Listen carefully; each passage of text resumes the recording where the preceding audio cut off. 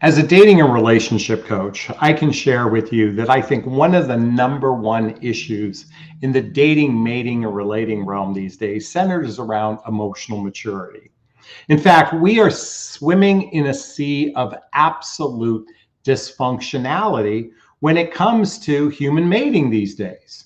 And I'm not suggesting that it was different in the past, but certainly because of the melting pot we live in here, especially here in the United States, we see a vast array of humans who actually have poor emotional maturity and worse, weak relationship skills.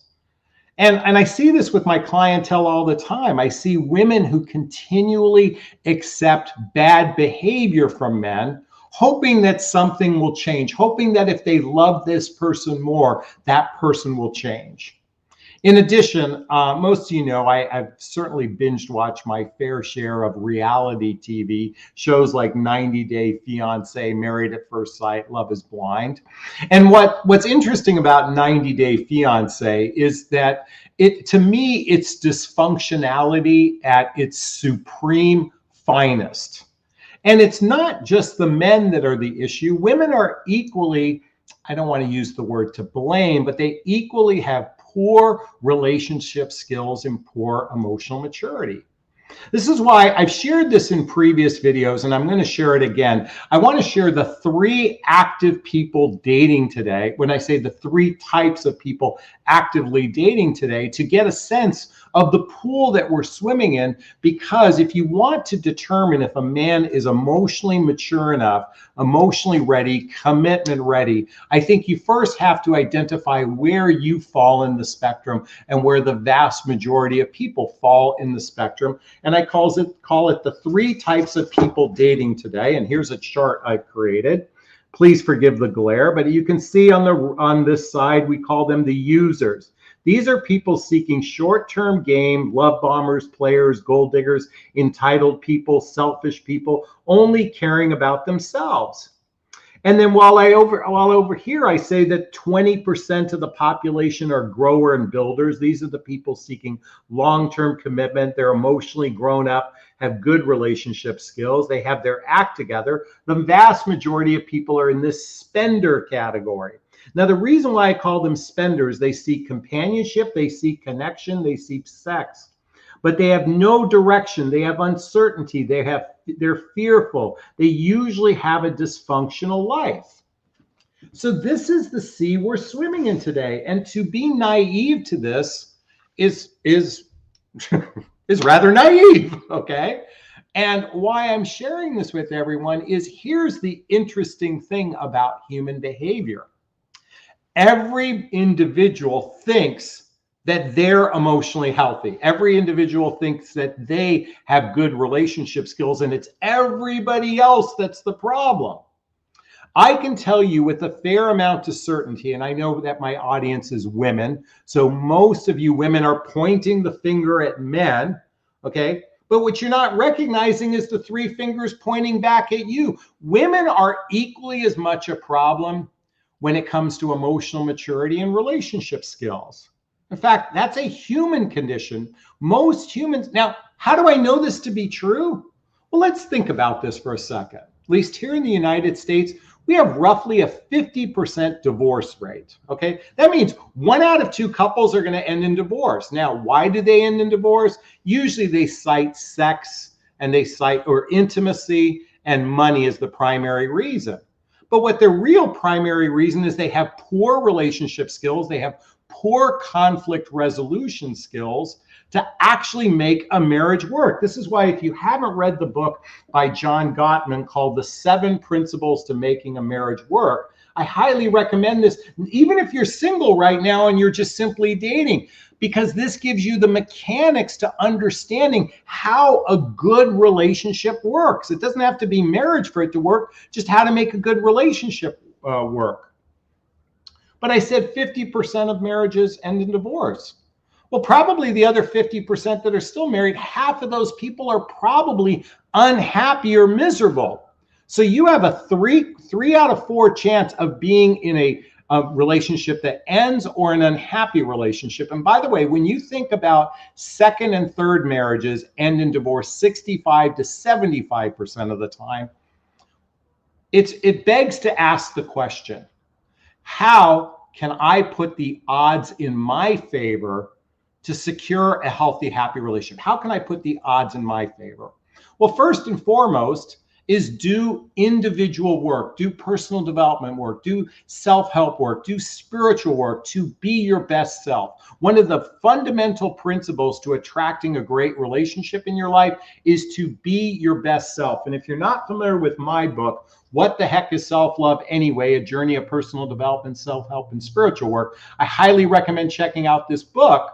And by the way, there's in the description below of the video is a copy of the books, chance to join, hire me for coaching, that sort of thing. Why is this book so critically important?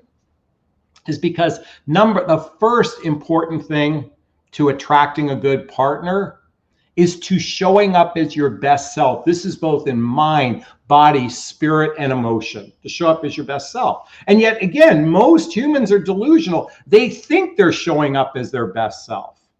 And we'll talk about how we can differentiate those folks in a few moments. The second most important piece is understanding true compatibility and how to vet for compatibility and emotional maturity. That's why check out the link right here to schedule a free discovery call with me to see if working with a coach is right for you. My whole area of expertise is teaching you which questions to be asking based on your personality to determine, is this person compatible with me? But more importantly, are they emotionally mature enough to be in a relationship? Number 3 is learning how to attract a good partner, learning good flirting skills. Do you know most humans are terrible at attracting people, and they're terrible is probably too harsh of a word. They have very poor skills at attraction and flirtation. Okay, now that's not my area of expertise, but there are so many great videos that teach you flirting techniques, which is a mandatory if you want to attract a good partner. And fourth, and most importantly, is learning how to maintain a good relationship, and more importantly, how to make it thrive. This is why I recommend book after book after book. One of the books I recommend is 8 Dates by Doctors John and Julie Gottman, to teach you the mechanics to a healthy, happy relationship. Because if you don't know how to make a relationship, how to maintain it, make it thrive, you're going to be in the endless cycle of one relationship after another, and after another. Is this sinking in? Is this resonating? Please let me know. All right, we're going to talk about those 6 signs he's emotionally mature and ready for commitment. So I've got my trusty notes out. I'm going to share that with everyone. Let's jump into it right now. So, number 1, how to tell if a guy is emotionally mature and ready for a commitment. He's not afraid to speak about his feelings. He has a capacity to be transparent. Let me repeat that. He's not afraid to show his feelings. That is a great sign. An emotionally mature man and woman has a capacity to express their feelings in such a way that can be seen, heard, and understood. If you're not familiar with the book, this is a great book called I Hear You by Michael Sorensen, The Surprisingly Simple Skill Behind Extraordinary Relationship. This is a great book to learning the communication skills required to be able to not just listen. Ladies, you're going to take offense to what I'm about to say. Is just because you have a capacity to vomit your feelings doesn't mean it's actually landing on a guy. This is why I recommend also this book, Nonviolent Communication by Marshall Rosenberg. Most humans communicate in a very confrontational way. So, but coming back to how do you tell if someone is emotionally mature? They have a capacity to express their feelings in a way that can be seen, heard, and understood. They're able to be transparent about their feelings. They're not hiding behind, let's take it slow, and I need lots of time, and I don't want to talk about my past relationship yet. Let's save that for later. All of that is an avoidance mechanism. Look, if two people are, listen, let's be fucking real. If two people are meeting for a date, let's just call it what it is. Either you're in it to just hook up, okay, which is 90% of the people out there. I'm going to say men and women alike, all they're doing is hooking up these days. I'm here to be bold, radical, and hardball. Just be right up front. Look, I want a serious relationship, and I'm only investing time with people who want a serious relationship, which means I'm going to interrogate you to determine if you're worth my time. But Jonathan, all the other dating coaches say it should just be fun, it should be just casual, and it should be easy. Look, we don't have time to fuck around with casual and easy. You can spend 6 weeks casual and easy with someone only to find yourself single and doing this cycle over and over and over again. I'm here to suggest hardballing, radical honesty, pre-qualifying your prospect. That's what I teach for my clients. And guess what happens is I just got a text message from New Year's Eve from a client who said, Jonathan, the hardballing works. I started to stand up for my standards. I started to stand up for my values. And guess what? A man who genuinely emotionally mature and commitment ready is able to lean into it. And as I said in the big number one, he's able to express his feelings. Number two, he's flexible. Listen, what I'm really talking about is the difference between men who are rigid or controlling. You know, a great way to test a guy. Now, it might be too early to do this in the first couple dates, but go on a trip with someone. You can really determine their capacity to be flexible in life, or are they rigid and controlling? A rigid and controlling person usually makes for a very poor partner, and usually they're not very commitment ready when they're trying to control the dynamic in a situation versus someone who's flexible, go with the flow. This is why you want to switch things up every now and again, just to see how they react to circumstances. You can simply, as you're driving, you go there, like you could be driving somewhere. It could be a Saturday afternoon drive, and just simply say, hey, do you mind if we pull over just to look at the view right now? A rigid or controlling person is fixated on what they're doing, but a flexible person is, by the way, if they're flexible in this capacity, they're also flexible in other capacity within their lives as well. So you want to look for that person who is not rigid and controlling, has a sense of flexibility.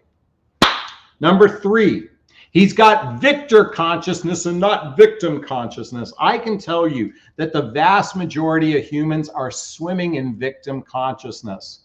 What they means is they don't take responsibility for the actions within their lives, and they blame other people. We see this habitually when oftentimes when you're asking about someone's past relationship and all they do is throw the other person under the bus without taking any ownership in their part. They have victim consciousness. A true victor consciousness says, hey, look, you know what? I have to take ownership for my part in the ending of my marriage.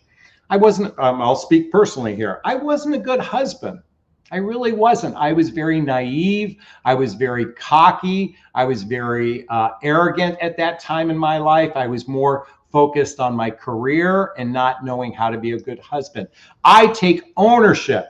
That's a sign of victor consciousness, not victim consciousness. And I can tell you, it's when you spot those people that are blaming the other person for the problem in their relationship or marriage, guess what's going to happen when your relationship ends? They do the exact same thing. So what you're seeking is victor consciousness. Number four, he has empathy. Listen, empathy isn't just, I can feel your feelings. Empathy is genuinely caring about your feelings. Do you know the number one requirement for a healthy, happy relationship is trust? And trust isn't just about fidelity. Trust is, can I count on this person when I need them? Does this person have my best interest at heart?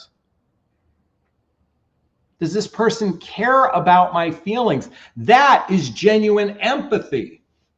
And when someone is hyper-focused on their own needs about wanting to get laid and doing things their way, when they are in a controlling capacity, then they're not really empathetic to your needs by asking about your needs. But Jonathan, when a guy asks about my needs, he's being a wimp, he's being a simp. You know what, ladies? This is where I'm getting tired of this rhetoric. When a guy genuinely goes, hey, what kind of restaurant would you like to go? Well, that just shows he doesn't have confidence. No, maybe that shows that he wants to please you and make you happy. It seems these days we can find an argument to saying no instead of finding ways to say yes. And that's my invitation for everyone. Number 5, he's got good character. His actions match his words. You know, when I think of good character, I can think of a client of mine who's in a very happy relationship. They've been living together now for 3 years. They got a home together. And prior to the first date, she found out he had given a kidney to a total stranger. He'd given a kidney to a total stranger. What does it say about a person's character that they do that? Now, she's a very successful woman, she makes $300,000, $400,000, $500,000 a year, highly successful, and he was struggling financially. But you know what? She gave this guy a chance because of that one thing. He gave a kidney to a total stranger. Now, it turns out in their relationship, he practically manages her entire life. He manages the home. She's the breadwinner, but he is the caretaker of her life. And they are such a genuine, synchronous relationship with one another. And as I said before, good character is also those people whose actions consistently match their words. When they say they're going to be somewhere, they show up on time. When they say they're going to call, they call on time. That's just some demonstration of good character. But go beyond, find out what's happened in their life that's demonstrated that this person has good character. And number 6. It's funny, I had to actually read it. Number 6 is he wants commitment. You know, these days people are more focused on hooking up and having casual relationships. And I'm here to say those are the people that are going to waste your time. Growers and builders want commitment.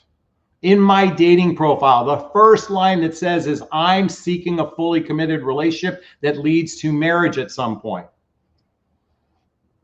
You know, it's the funny thing, all of you guys complain, I haven't asked my girlfriend to marry me. There's a picture of her right there, Marie.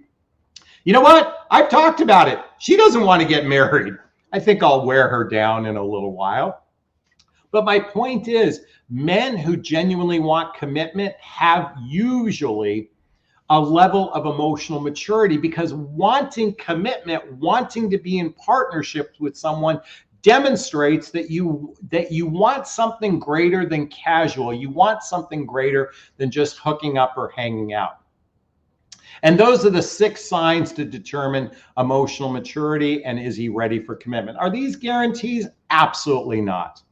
But this is certainly a good baseline to get started with. Is this sinking in? Is this resonating? Please let me know.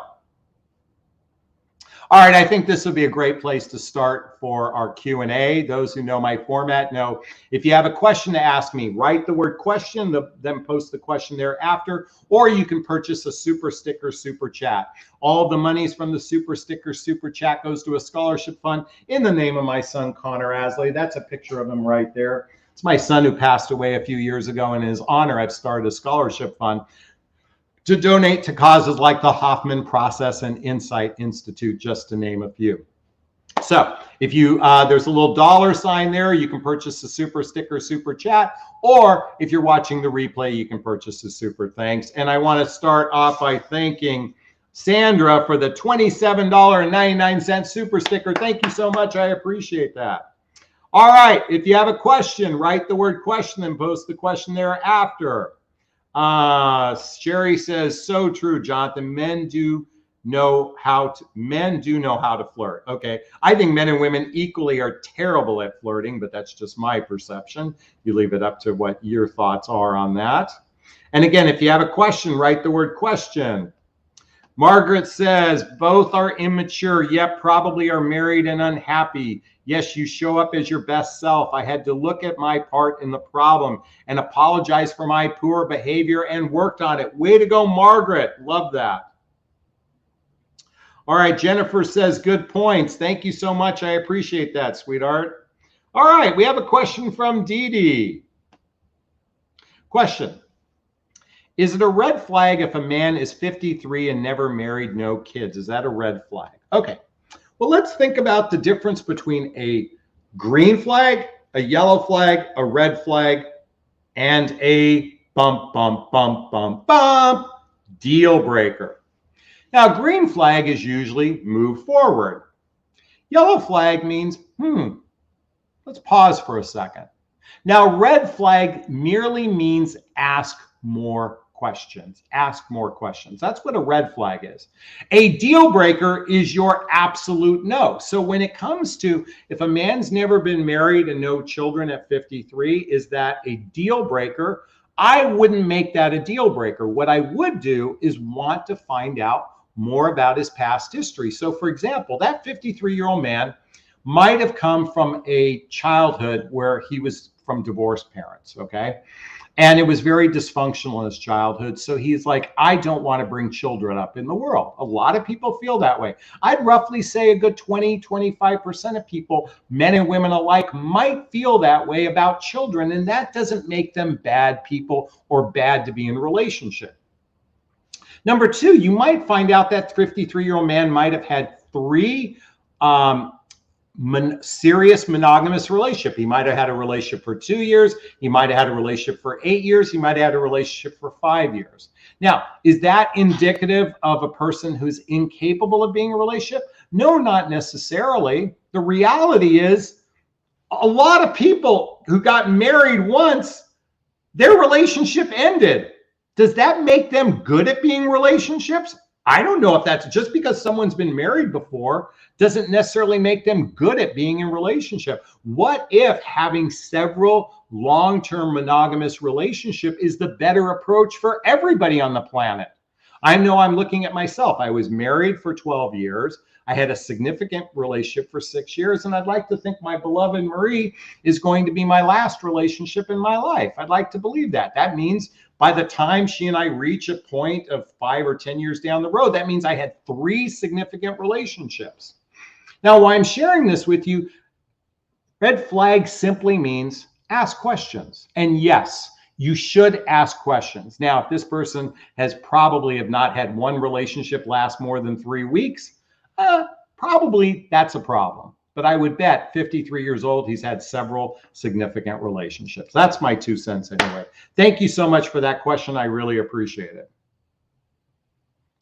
All right. Jennifer writes, question. What are some good flirting videos? I would simply type in YouTube, good flirting videos. That's all you have to type. And there's good romantic flirting videos. There's probably thousands upon thousands of them out there. Okay, here, let's do a quick search. Let's for fun. Let's do a search. Right here, I'm on YouTube. Good flirting videos. Flirting videos. Let's just see what comes up. BuzzFeed video, 7.6 million views. Is he flirting or just being nice? That's one. 10 psychological proven flirting techniques from Psych to Go. Celebrity flirting techniques on Holly Lab. Let's see. Hooked has, Marnie the Wing Girl has a video that has 830,000 views. 3 simple flirting tactics that drive women wild. So this is probably for men. Proven ways. So by the way, you simply type in the search bar and that will answer your question. Thank you, Jennifer, for your question. I really appreciate it. Leaf says, good idea. Research the heck out of them. Yes. Let's stop being cavalier. But Jonathan, all the other dating coaches saying, make it light, make it fun. No, it's that if that was working so well, then why are people miserable? Interrogate people. That's my suggestion. Just do it in a fun, lively, cute way, a flirting way. Hire me as a coach. I'll help you with that. All right, Dee Dee says, excellent points. Thank you. I appreciate that. Red flags. Jonathan and Stephen LaBrosse, aka Stevens, are on the same page. Yes, we are. Thank you so much. If you have a question, write the word question and post the question thereafter. Okay, Sunshine writes, question. I've been dating a guy for about a month. Our 5th or 6th date is this weekend. What should I expect? I know he's expecting to get laid, okay? He's a guy. Of course he's expectant. Listen, these days, on average, people are having sex somewhere between the 3rd and 10th date. Sex is part of the decision-making process to decide to be in relationship with someone. And quite frankly, women want it too, just as much as men to some degree. And I bring this up simply because if it's terrible sex, you want to know sooner rather than later. Okay, so what should you expect? Listen, I think by the time you get to the 5th or 6th date, you don't have to make it something formal. It can be something casual, hanging out at each other's home, just talking with one another, laying your cards on the table, practicing radical honesty, which really develops deeper intimacy in the relationship. If you're not familiar with the book,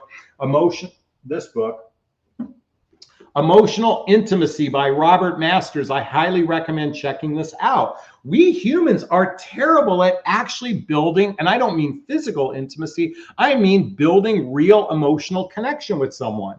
So the 5th or 6th date, hang out at each other's homes, spend time talking with one another, find out the nooks and crannies about this other person, find out about their past, find out what they desire in the future, ask deeper questions. You know, one of my favorite memes is this one. I'm going to read it to you all. Or I'm going to show it everyone right there.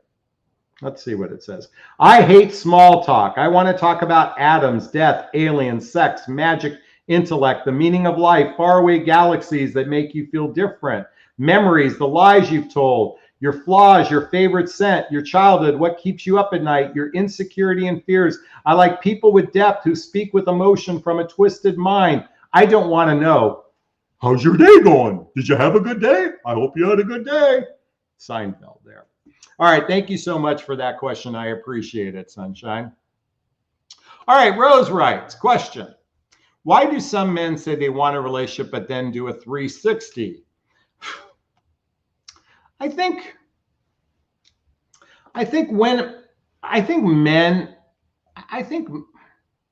most men, not all, most men genuinely like to have one life partner. They would.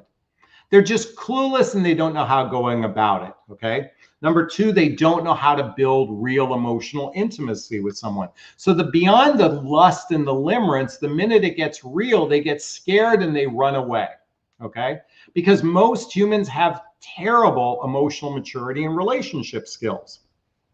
This is why, folks, I'm a big proponent, date people who've done therapy, date people who are in the personal development, self-help, and spiritual world, because they have a greater capacity to lean into this stuff.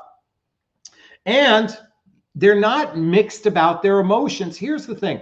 Most guys aren't genuinely lying when they say want a relationship and do a 180. It's that they get scared and they do a 180. Because they don't feel safe in this relationship, because most of the time you guys do a terrible job of building the true friendship, most of the time you do a terrible job at building the deep roots of trust that establish the most important critical piece in a relationship, and that's friendship and genuinely liking someone. So we're more hyper-focused on lust and limerence and not enough on building the true friendship. This is why, folks, I'm a big proponent. Listen, I've said this before, I'll say it again. The types of relationship I encourage are those people who are seeking a relationship where they spend on average 3 or 4 days and nights a week together, doing shared activities, hobbies, mutual interests, spending time with family and friends, traveling together, teamwork, building skills both in their personal and professional life, intimacy, both physical and emotional intimacy that leads to either moving in together or getting married. But Jonathan, I'm in a long distance relationship and we speak on the phone 47 times a day and we've only met each other once in 6 months. Folks, you guys are in a delusion, most of you folks that are in these long distance cyber conversations. A relationship is built through proximity and continuity. Let me repeat that. A relationship is built through proximity and continuity. Now, some of you might say, but Jonathan, you were in a long distance relationship. That's right. We started 2,000 miles apart. But in our first 90 days, we physically saw each other 45 out of 90 days. That's 45 out of 90 days. That's more than most people that might live 5 miles from each other. That's number one. And We agreed after 3 months that we would move in together, and we did it within 2 months. Folks, that's not a long distance relationship. A long distance relationship is dating for a long period of time with no game plan. Folks, continuity, proximity builds the deep roots of trust, and it's done through social activities, hobbies, and mutual interests. That's how you build the friendship. It's not going to, but Jonathan, we spend all day talking on the phone. It's rare that a man will bond with you over the telephone, ladies. They might be stroking it on the telephone, but they're not bonding with you on the telephone. Anyway, that's my 2 cents. All right. I think you get the gist of where I'm going there. All right. Leaf says, will you please hit that like? Yes, if you find value in here, please hit that like button. Please share this video. Please subscribe to my channel if you're watching for the first time. Stacy says, Esther Perel has a game to facilitate getting to know a person. Oh, yes, I love the book by Esther Perel. Where is it? Mating in Captivity. I have this book. Where is my book? Well, I have it somewhere. Anyway, Mating in Captivity by Esther Perel. Esther Perel has a great thing. Also, the Gottman have what's called the Love Decks. So if you go to, let's see, the Love Decks, where is it? Oh, Card Decks. This is an app that you might want to check out. It's called Card Decks, Gottman Card Decks. Great questions to help you prepare to build deeper intimacy when talking with someone. Thank you, Stacy. I appreciate that. Sherry writes, question, how do you feel about men lying about their age and height when out with a guy, he has 5 years older than his profile age and didn't tell me at the end of the date, and I asked him? Okay, this is something interesting because this was a conversation we had in my private group today. Okay, so let's set the facts straight. Most everyone over 45 years old to age 70 who's online dating, the older a person is, the higher probability they are lying on their dating profile. I would venture to say 95% of people over 60 years old on dating profiles lie about their age. I would say roughly 80% of people in their 50s lie about their age, and about 60% of people in their 40s lie about their age. Why? Because most humans are fearful of age discrimination. So now let me reframe the word lie. They fudge on their dating profiles. Why do they fudge? Because they want to be seen in the search bar. I'll be candid with you. My sweetheart, she openly used a much lower age so she could be seen in the search algorithms. Now, she was clear right up front to state her age in the first sentence, but she did it. Why? Because she understands that humans discriminate based on age. Now, it's very common. Men go younger because they want to attract younger women, and young women go younger because they want to be seen by men their own age. Okay, that's the habitual thing that happens. Does this make them bad people? No, it doesn't make them bad people, men and women alike. Does it mean that they're liars? First off, I have yet to meet a human being who hasn't lied at least 3 times in their life. And if you're once a liar, you're always a liar. That's such a stupid. I mean, I lie to myself probably 20 times a day. Does that make me a liar? No, it makes me human. Now, why do men lie about height? Because women reject based on height. Why do women lie about age? Because men reject on age. Why do men lie about their age? Because women reject based on age. So my suggestion is you take this on a case-by-case situation rather than blanketing people as being bad. That's just a waste of energy and a waste of time. Here's the thing. It's hard out there. It's hard to meet people. People are struggling. And people sadly do a terrible representation of themselves in the online dating world. And the thing is, sadly, online is all we've got. 50% of all new relationships are happening through an online connection. And I bet you in the next 10 years, that's going to be closer to 75%. Meeting organically is becoming habitually harder. I look at my son, my oldest son, who's in his mid-20s. Look at, he has a hard time meeting, and he's in an age demographic where most everybody is single, never married. Try our age demographic, the divorce group of people. It's hard to meet organically. And worse, it's hard to meet online. It's funny, I was watching a show called Love at First Swipe, and it's a makeover show. And I got to tell you, and it's mostly women that I've seen on the show, at least the episodes I watched, which all of the women had horrific dating profiles. I can tell you as a dating coach who reviews dating profiles on a regular basis, 96% of the women's profiles I view, this is you included, they're all shitty, but everybody thinks theirs is the best. Now, what I like about the makeover show is it did a great job helping these women become the best version of themselves to become, listen, whether we like it or not, we have to market ourselves.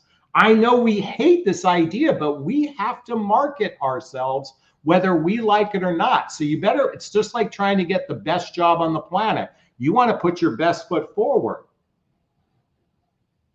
And if you act cavalier about it, then don't get mad if your results are crappy.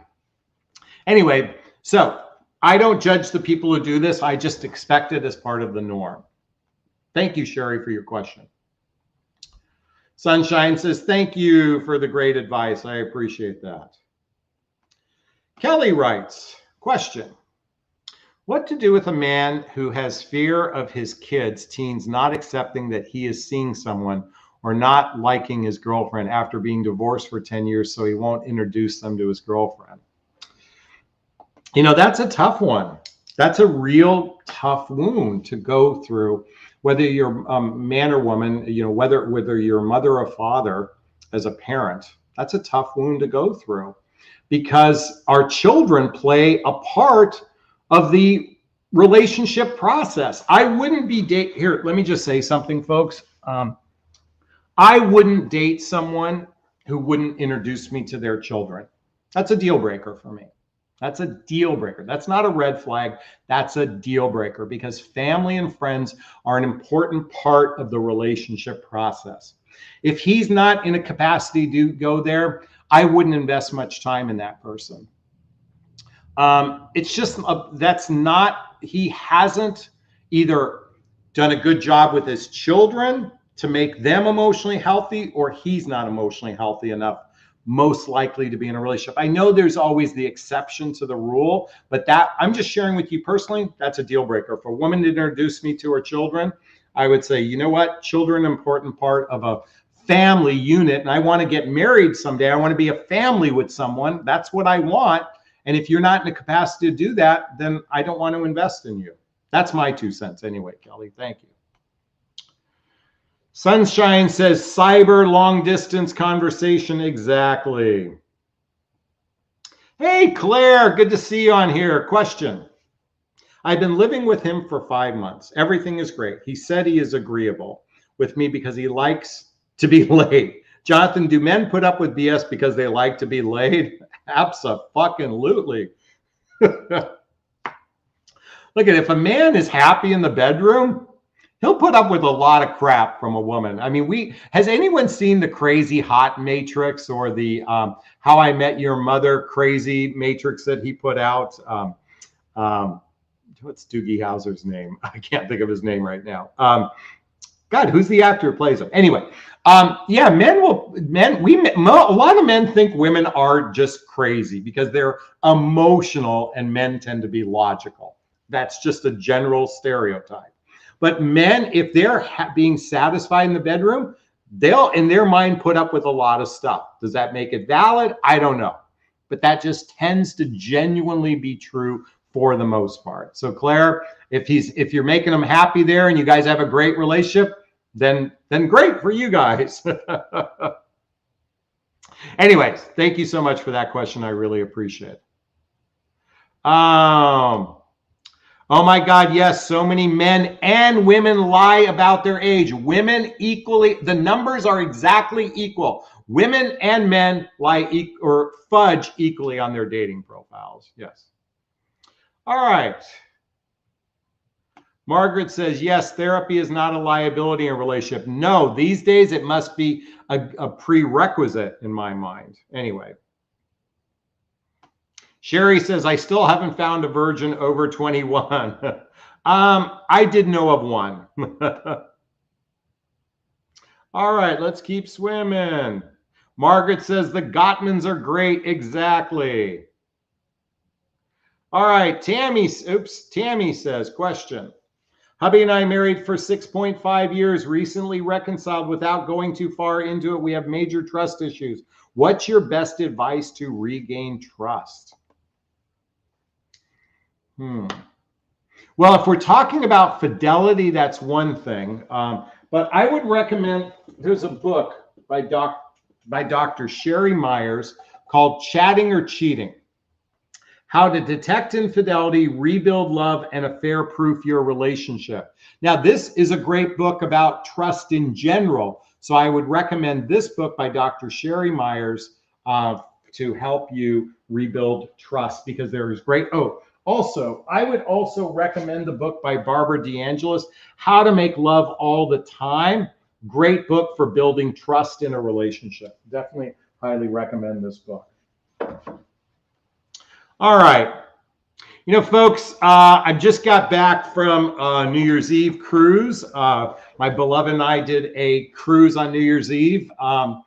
In fact, we are going to tomorrow record a video together, so you can look for us tomorrow. I'm getting a little verklempt, or not verklempt, I'm just a little fatigued right now. So I think I'm going to wrap up today's video. I hope you found value in what I shared today on the 6 signs he's emotionally mature and ready for commitment. All right, I think this will be a great place to wrap up this video. First off, I'm going to give myself a big, gigantic Jonathan Bear hug of self-love. I'm going to reach into the camera and give you a hug of love, if that's okay. I'm asking you to turn to someone, a pet, a teddy bear, a pillow. There's a teddy bear. Give it or them a hug of love, because hugs are a great source of love. And let's face it, we could all use more love in our lives. I want to thank Sherry and Tammy and Margaret and Hillary and Leaf and Lulu and Stacy and Cece and Pam and Regina and Claire and Rose. Thank you all so much. I hope did you find value in today? Please let me know. Please let me know if this resonated with you. Check out the links below. Check out a free discovery call with me to see if working with a coach is right for you. And I'm going to say goodnight to everyone right now with, again, a big, gigantic Jonathan Bear hug to you all. Y'all take care. Bye now.